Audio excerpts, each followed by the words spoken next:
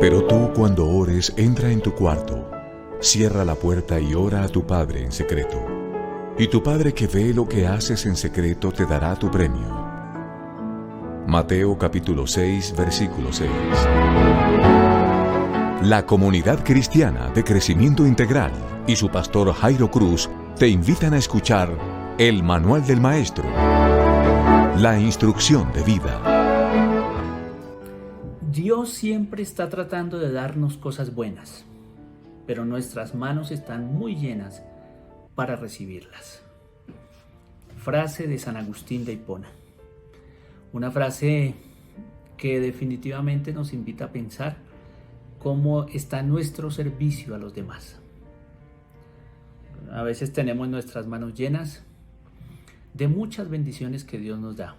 En primer lugar, no nos damos cuenta, no agradecemos, siempre estamos quejándonos por alguna situación. Y en segundo lugar, no soltamos para bendecir a otros. Es un llamado al servicio. El Señor Jesús nos invitó a servir. Él dijo que en el reino de Dios el que era el mayor era porque era el servidor. Y de esa manera nos expuso el reino del Señor, el reino del cielo, enseñándonos a servir. Es más, por allá en Juan capítulo 13 se nos dice que el Señor, antes de partir, antes de morir, tomó un lebrillo, tomó una toalla y empezó a lavar los pies de sus discípulos. Y al lavar los pies de sus discípulos dijo a todos que si Él era el maestro y que eso lo hacía, pues todos los demás también debían. Todos los seguidores de Cristo debemos hacerlo.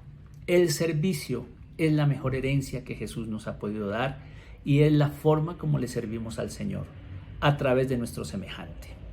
Muy buenas noches, qué gusto nuevamente estar con ustedes para disfrutar este tiempo devocional que hacemos todas las noches a las 8 de la noche, si la internet no lo permite.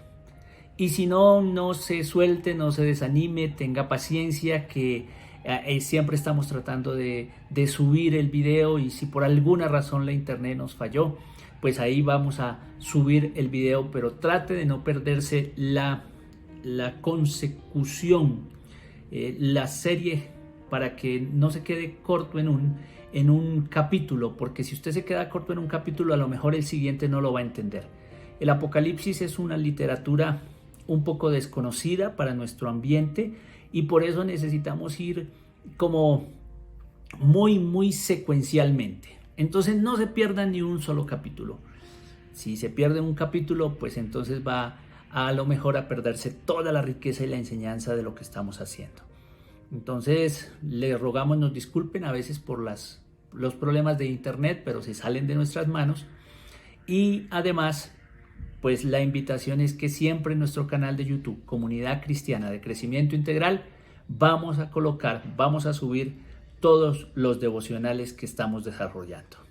Un gusto poder unirme a la oración con ustedes. Les invito a desprenderse de todo en este momento. Despréndase de todo. Vamos a dedicarnos un rato al Señor, un pequeño tiempo, un buen momento para estar en la presencia de nuestro buen Dios.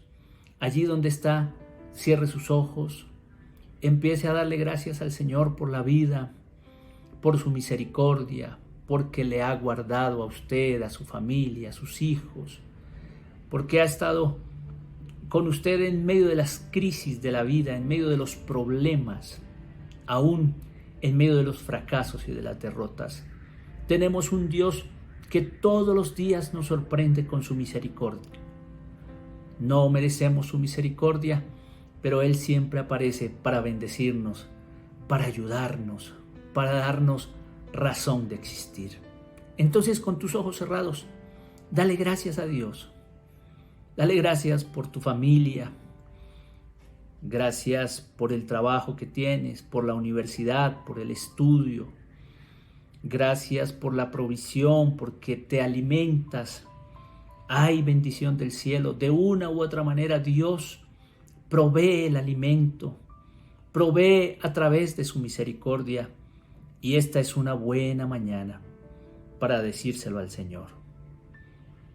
Padre Celestial, me uno con tus hijos que están en sus casas.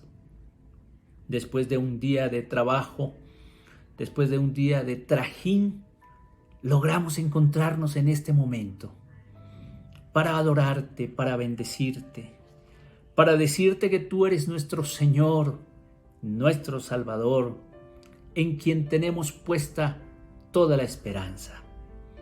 Te amamos, buen Dios, te amamos y queremos vivir la vida caminando contigo, tomados de tus manos, Señor. Perdona nuestras falencias, perdona nuestras debilidades, perdona nuestros errores, nuestro pecado. Perdónanos, Señor. Ayúdanos cada día a ser mejores para ti, mejores para tu gloria, mejores para tu honra, Señor, mejores seres humanos, mejores personas. En tu presencia estamos. Oro por cada familia que está representada en alguien que nos está viendo en este momento.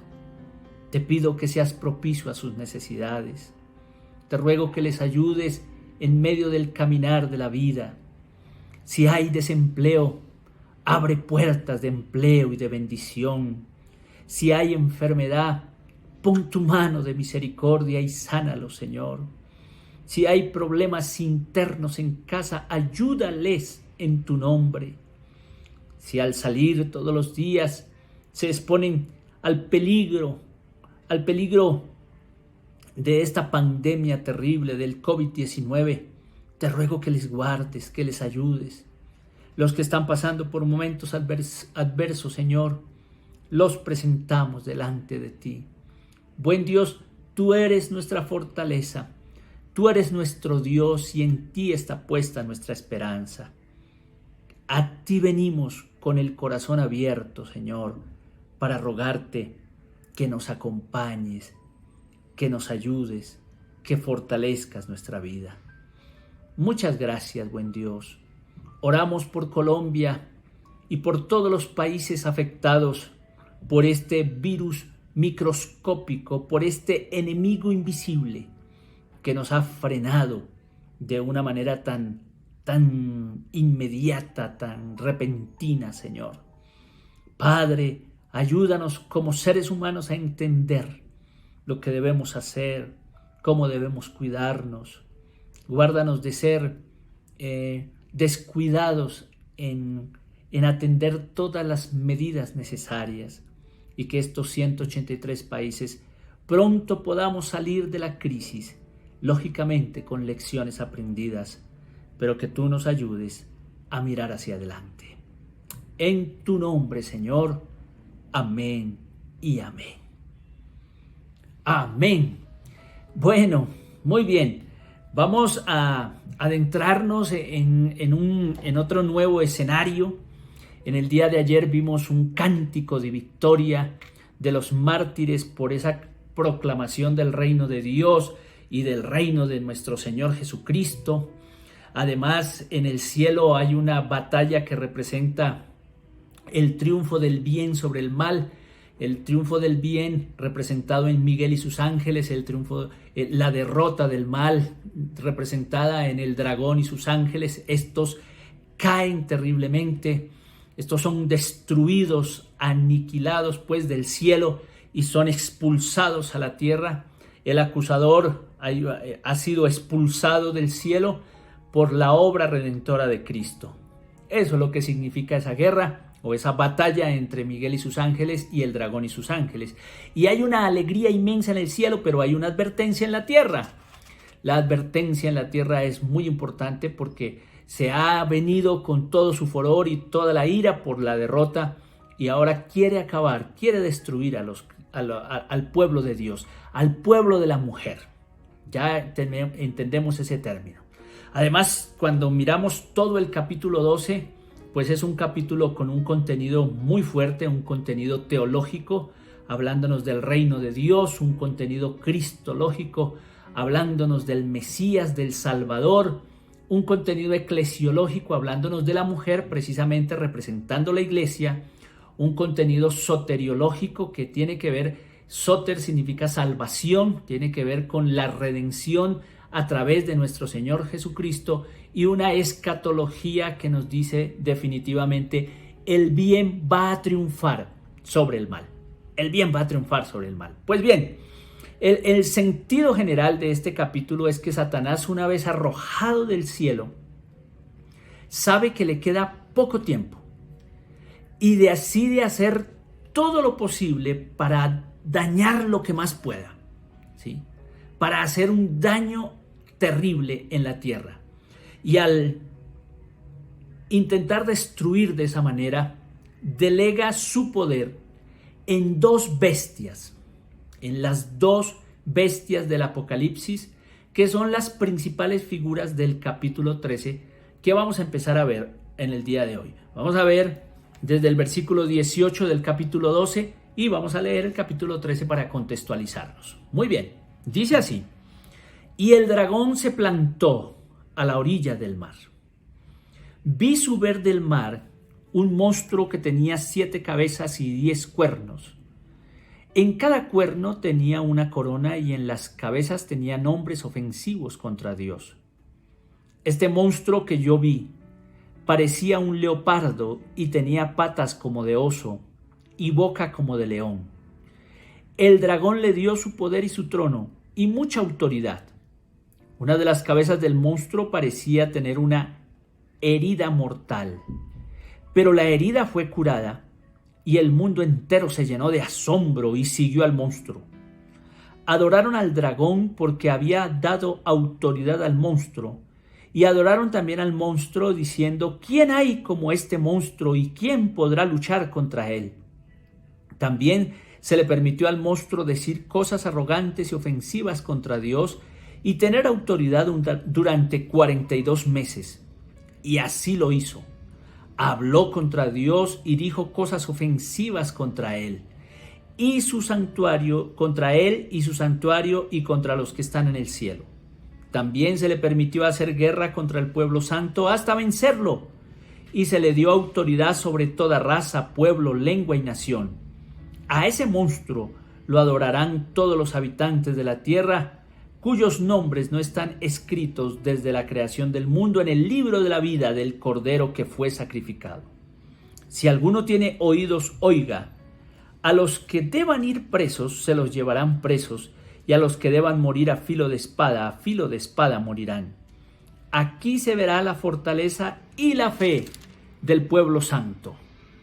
Muy bien, vamos a leer hasta ese versículo 10. Ok.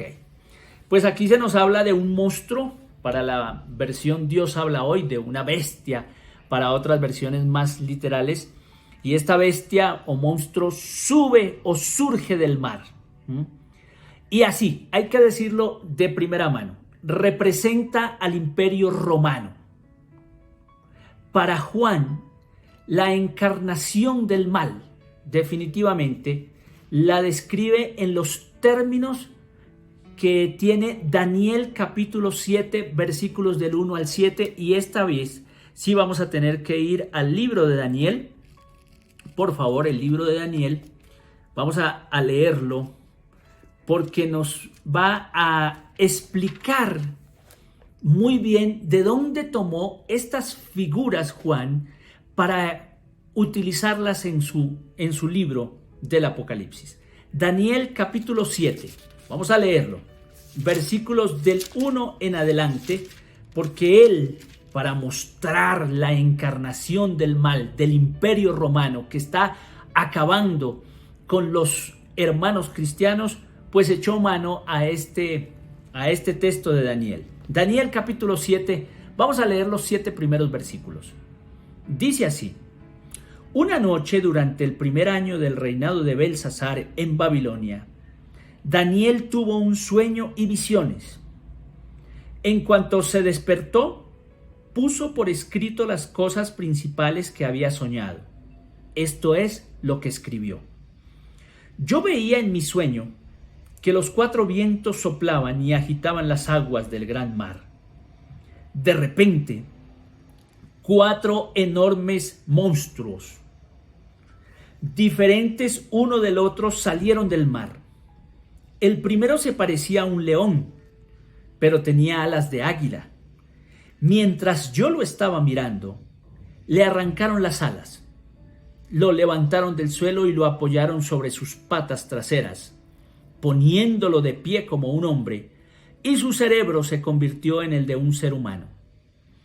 El segundo se parecía a un oso, alzado más de un lado que de otro, el cual tenía 3 costillas entre los dientes. Y oí que le decían: anda, come toda la carne que puedas. El tercero se parecía a un leopardo, pero con 4 alas en la espalda. También vi que tenía 4 cabezas y que se le entregaba el poder.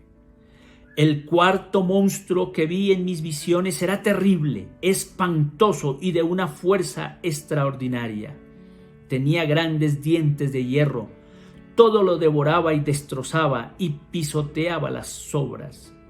Era un monstruo diferente de todos los que yo había visto en mi sueño y tenía 10 cuernos en la cabeza. Muy bien, logran ver el parecido de estas 4 bestias o 4 monstruos que nos habla Daniel con la bestia que nos acaba de describir Juan. Pues bueno, en Daniel se narra esta visión de las 4 bestias que también salen del mar y son los símbolos de los grandes imperios que han tenido poder mundial y de un imperio que cuando escribió Daniel, o se escribió el libro de Daniel mejor, tenía el dominio del mundo. Entonces, así es como nos describe Daniel los 4 imperios más poderosos que él conocía y que eran diabólicos, destructores. Por ejemplo, el primero dice que la bestia que surge del mar, o el monstruo que surge del mar es semejante a un león con alas de águila. Un león con alas de águila. Eso representa al imperio de Babilonia. Eso representaba. Por eso de primera mano dijimos que Juan ha representado al imperio romano. Luego la segunda bestia que sube, que es semejante a un oso, representa al imperio de los medos. La tercera bestia que dice que es semejante a un leopardo con 4 alas, representa al imperio persa, a los persas. Y la cuarta bestia representa el imperio de Alejandro Magno, que cuando se escribe el libro de Daniel es el imperio dominante, feroz, fuerte, duro. Daniel los describe como salvajes e inhumanos que solo se podrían reflejar o representar con figuras bestiales como lo acabamos de ver, ¿no? Entonces, un águila, un oso, un leopardo y la cuarta bestia representada o representa el imperio de Alejandro Magno. Eso es lo que está diciendo. O sea, no hay otra manera de representar semejantes imperios tan caóticos, tan destrozones, tan maléficos, tan diabólicos. La figura de Juan, mire lo interesante, en el Apocalipsis agrupa estas 4 características de las 4 bestias. Las agrupa en una.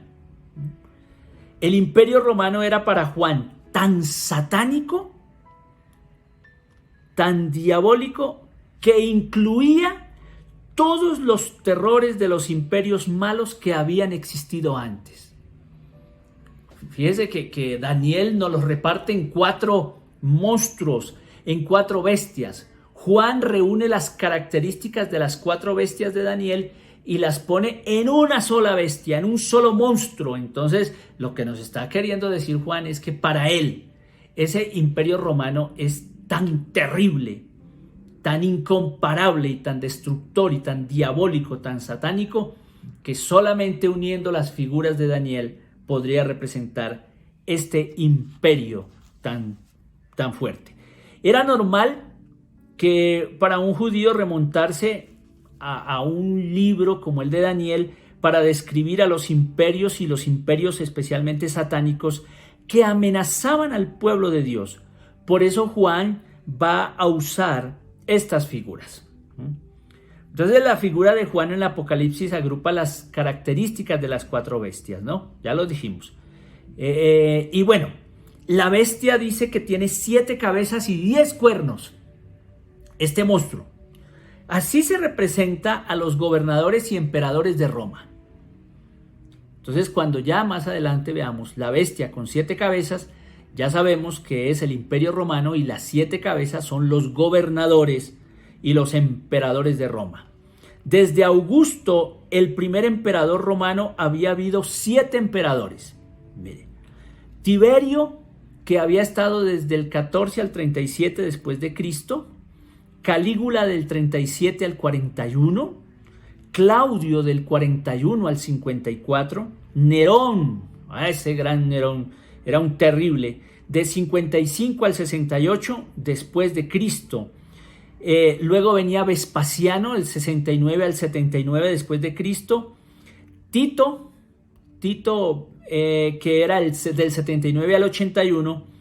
Domiciano, que era del 81 al 96, cuando se está escribiendo el libro del Apocalipsis. Entonces, esas 7 cabezas representan evidentemente los 7 emperadores que han habido. Y estas son las 7 cabezas de la bestia. Entonces tenemos que entenderlo desde esa perspectiva y desde ese significado. La bestia además tiene 10 cuernos, que representan gobernadores y reyes para algunos. ¿Sí? Algunos comentaristas son otros gobernadores y reyes, y para otros comentaristas son 3 personajes que pretendieron ser emperadores, que se le suman a estos 7 y 3 son 10. Esos 3 personajes estuvieron muy poco, realmente los 3 duraron como 18 meses entre los 3, pero el Apocalipsis los sumaría. O si no, son reyes menores que están al servicio del Imperio Romano. Juan ve que el monstruo, que la bestia, tiene en sus cabezas nombres blasfemos. Y estos son títulos que se le otorgaban a los emperadores, títulos en los que ellos se hacían llamar divinidades. Por ejemplo, se hacían llamar Dios o Hijo de Dios. Y Nerón se llamó a sí mismo, incluso en unas monedas que él había sacado de circulación comercial, el Salvador del mundo. Lógicamente, el asumir que son dioses o hijos de dioses es una blasfemia contra Dios. Por eso, cuando aparecen, dice la Escritura que estos eran blasfemos, es decir, se estaban atribuyendo cosas que eran de Dios. Ellos se hacían pasar por dioses o por hijos de los dioses, ¿no? Y eso era un insulto. Por eso dice que esos 7 cabezas no hacían sino hablar blasfemias e insultos a Dios. Además, los emperadores posteriores se aplicaron el título de Kyrios. Kyrios quiere decir Señor, y es un título en el Antiguo Testamento exclusivo de Dios. Exclusivo. Nadie más puede usarlo. Ese es exclusivo de Dios. Y además, en el Nuevo Testamento es una palabra, es una expresión de adoración exclusiva para el Señor Jesucristo. Pues aquí nos encontramos en la representación y en la introducción de esta primera bestia, y luego de la segunda bestia nos vamos a encontrar con esos atributos tan terribles, ¿no? Entonces, ya de plano, el escritor bíblico no nos deja pensar en divagar, sino que de una vez nos va mostrando cómo ve él al Imperio Romano. Y lo ve tan sanguinario que ni siquiera los 4 imperios anteriores, que eran tan terribles, lo podían equiparar. Y por eso él pone esas 4 características en una sola característica, que es la bestia. Pues dice la Escritura que el dragón descendió con tanto furor, sabiendo que le quedaba poco tiempo, que otorgó su poder a las 2 bestias, ¿no? La segunda bestia, que pues vamos a ver esto más desarrollado mañana, pero la segunda bestia surge de la tierra. La primera surge del mar, la segunda surge de la tierra, procede de allí, y es la organización provincial total de los magistrados y sacerdotes o sacerdocios designados para implementar el culto al César. Eso significa la segunda bestia. Es esa hegemonía, esa institución que estaba buscando implementar el culto al César. Lógicamente, los cristianos tienen un terrible dilema. En primer lugar, porque ellos solamente le van a decir Señor a Jesús de Nazaret. Tú eres nuestro Kyrios. ¿Qué significaba Kyrios? Tú eres nuestro Dios, tú eres nuestro Señor, nosotros te pertenecemos, te pertenecen nuestros bienes, te pertenece nuestra familia, te pertenece todo porque tú eres Dios, nuestro Dios. Bueno, a estas 7 cabezas que estamos mencionando se les dio por ser blasfemos delante del Señor, queriendo atribuirse características específicas de la divinidad. Y eso es terrible, ¿no? Y ahí entonces ellos destruían a los cristianos, los confrontaban y les decían, o usted dice que el César es su señor o va a tener que morir. Imagínense, a ese nivel llegó la cristiandad de esa época. Ser cristiano para ese momento no era estar de moda, no era subirse a un Transmilenio y ponerse a hablar de con otra persona que también conoce y que también va a otra iglesia y que cada uno empieza a contar sus grandes virtudes. No era eso. Ser cristiano para esa época era estar dispuesto a morir, dispuesto a que todo se acabara. Y el César los buscaba terriblemente a través de este ente, a través de estos sacerdotes y a través de estos magistrados, para presionar al pueblo de Dios a que le dijeran que él era el Kyrios. Y si no lo decían, pues tenían que morir. Imagínense los cristianos, siendo cristianos, ¿quién es nuestro Kyrios? ¿Quién es nuestro Señor? Pues el que dio la vida por nosotros en la cruz del Calvario. Pero mañana vamos a ir ahondando más. Estas son 2 bestias salvajes que representan el poder de Roma y el culto a ese Dios que es el César en Roma. Y ellos lanzan su ataque combinado para atacar los cristianos en contra del pueblo de Dios, y ninguna nación le había podido hacer frente a Roma. A todos los destruía. El poder de Roma era inmenso. La pregunta es, si los otros pueblos, teniendo armamentos, personas capacitadas, la tecnología de punta de la época, le temían a Roma, ¿cómo es posible? ¿Cómo es posible? ¿Qué esperanza tienen los cristianos de resistir semejante momento? Bueno, pues no nos perdamos nuestras enseñanzas de más adelante, porque en ellas vamos a encontrar muchas respuestas. Por hoy entendamos cómo aparecen las bestias. La una aparece del agua, la otra aparece de la tierra. Además, frente a esas bestias terribles y a esos monstruos, son tajantemente para el escritor bíblico el imperio romano que está persiguiendo la cristiandad. Son eso. Y pues lógicamente recordemos que la palabra de Dios siempre es una palabra de victoria. Y salimos adelante por encima de las circunstancias de la vida. Oremos. Padre Celestial, te damos gracias por esta enseñanza del Apocalipsis, Señor. Danos la sabiduría que viene del cielo para poder mostrarles bien cómo hacer las cosas. Mi buen Dios, te adoramos, te bendecimos este puñado de tus hijos y te damos gracias por la vida. Amén y amén. Amén, amén. Bueno, qué interesante, ¿no? Dejamos los sellos y las profecías para ver una lucha entre el bien y el mal. El dragón ha sido derrotado y ahora, como ha bajado con poder sabiendo que le queda muy poco tiempo, pues designó su poder sobre 2 bestias, 2 monstruos. El uno sale del agua y el otro sale del mar. Ya empezamos con el del agua y vamos a ver qué maravillas hay aquí en esta palabra útil para nosotros hoy en día. Dios me les bendiga, que sea un buen tiempo, una buena noche. Mañana nos vemos, si el Señor permite, a las 8 de la noche. Nuevamente, si el internet, bendito internet, no lo permite. Pero si no, siempre estamos y siempre van a quedar nuestros videos en nuestro canal de YouTube.